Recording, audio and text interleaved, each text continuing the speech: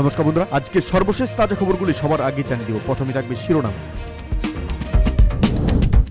প্রথমেই জানিয়ে দেব, বিএনপির সমাবেশ থেকে সাংবাদিকদের উপর হামলার বিচারের দাবিতে মানববন্ধন। আলোচনা করব নেয়াখালীতে টাকা দিয়ে ভোট কেনার অভিযোগ স্বতন্ত্র প্রার্থীর বিরুদ্ধে। এদিকে ভোটের আগে রাজশাহীতে 2 ভোট কেন্দ্রে আগুন। আলোচনা করব নাটোর 4 আসনের স্বতন্ত্র প্রার্থীর নির্বাচনী ক্যাম্পে আগুন।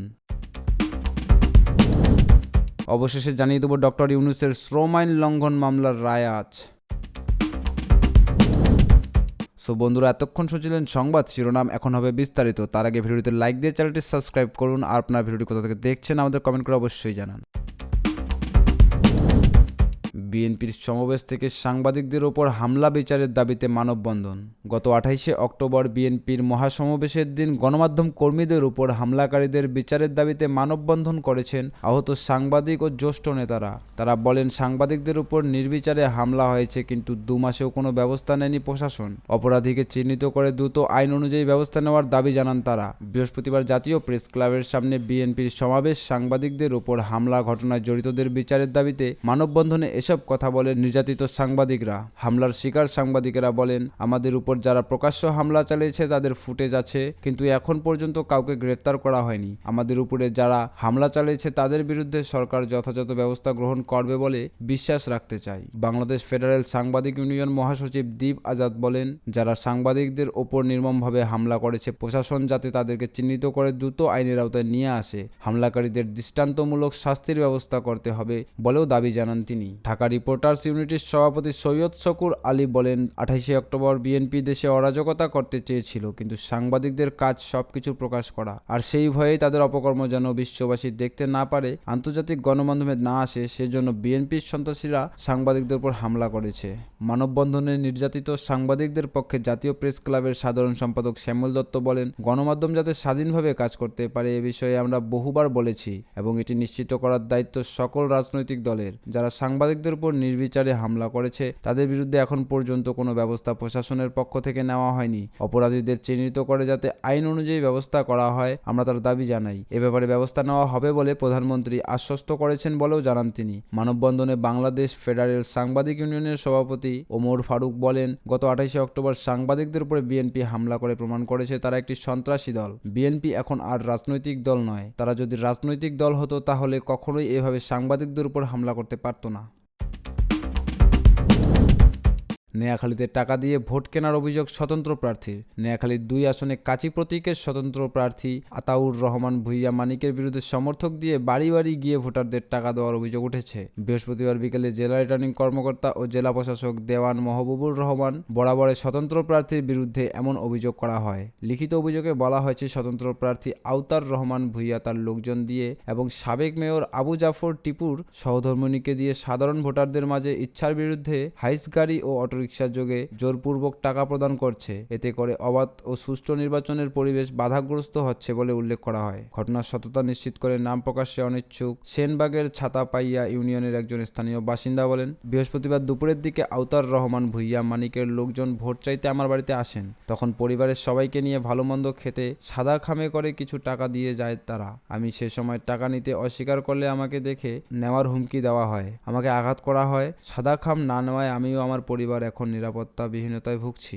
নানান অভিযোগের বিষয়ে যোগাযোগ করার চেষ্টা করেও স্বতন্ত্র প্রার্থী আতাউর রহমান ভূঁইয়া মানিকের বক্তব্য সংগ্রহ করা সম্ভব হয়নি। এদিকে স্বতন্ত্র প্রার্থীর বিরুদ্ধে অভিযোগের বিষয়ে জেলা রিটার্নিং কর্মকর্তা ও জেলা প্রশাসক দেওয়ান মহবুবুর রহমান বলেন, আমরা অভিযোগ পেয়েছি, সঙ্গে কিছু ছবিও পেয়েছি। অভিযোগ প্রমাণিত হলে এ বিষয়ে প্রয়োজনীয় ব্যবস্থা গ্রহণ করা হবে।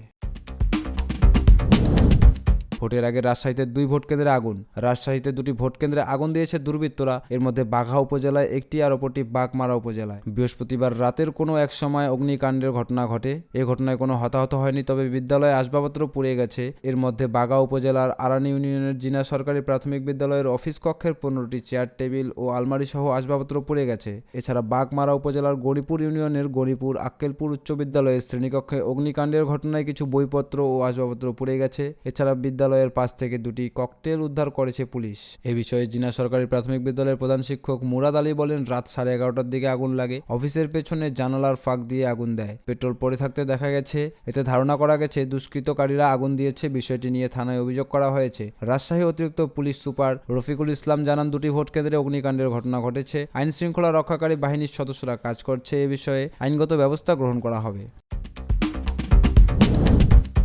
নাটোর 4 আসনের স্বতন্ত্র প্রার্থীর নির্বাচনী ক্যাম্পে আগুন। নাটোরের বাড়াইগ্রাম নাটোর 4 আসনের ট্রাক প্রতীকের স্বতন্ত্র প্রার্থী অফিসার আবদুল্লাহ শোভনের নির্বাচনী ক্যাম্প পুড়িয়ে দিয়েছে দুর্বৃত্তরা।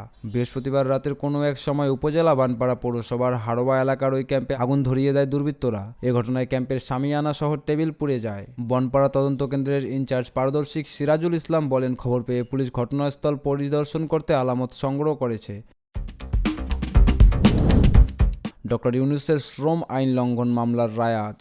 শান্তিতে নোবেলের বিজয়ী প্রফেসর মোহাম্মদ ইউনূস ও গ্রামীণ টেলিকমের 3 শীর্ষ কর্মকর্তার বিরুদ্ধে দায়ের করা শ্রম আইন লঙ্ঘনের মামলায় রায় ঘোষণার জন্য আজ 1 জানুয়ারি দিন ধার্য করেছিলেন আদালত। আদালত সূত্রে জানা গেছে, আজ সোমবার দুপুরে এই রায় দেওয়া হবে। গত 24শে ডিসেম্বর রাত 8:30টার দিকে আসামিপক্ষ ও রাষ্ট্রপক্ষের শেষ যুক্তিতর্ক শোনার পর এই তারিখ ধার্য করেন ঢাকার 3য় শ্রম আদালতের চেয়ারম্যান শেখ মেরিনা সুলতানা। ডক্টর ইউনূসের আইনজীবী আবদুল্লাহ আল মামুনের তথ্য জানিয়েছিলেন। 2001 সালের 9 সেপ্টেম্বর ঢাকার 3য় শ্রম আদালতে মামলাটি করেন কলকারখানা ও প্রতিষ্ঠান পরিদর্শন বিভাগের শ্রম পরিদর্শক SM আরিফুজ্জামান। গ্রামীণ টেলিকমের চেয়ারম্যান ডক্টর ইউনূস এবং শীর্ষ কর্মকর্তা আশরাফুল হাসান, নূরজাহান বেগম ও মোহাম্মদ শাহজাহানের নামে এই মামলা করা হয়। গত 16 নভেম্বর এ মামলায় রাষ্ট্রপক্ষ তাদের যুক্তিতর্ক উপস্থাপন শেষ করে। এর আগে 6 জুন তাদের বিরুদ্ধে অভিযোগ গঠনের পর মামলায় রাষ্ট্রপক্ষের 4 সাক্ষীর জবানবন্দিও রেকর্ড করা হয়।